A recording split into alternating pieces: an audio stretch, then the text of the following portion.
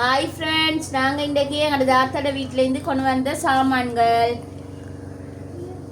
lemon காய், orange காய், பிரிஞ்சால்,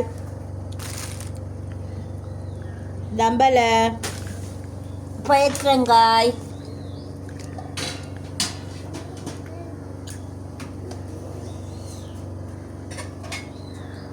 சொல்லலாம்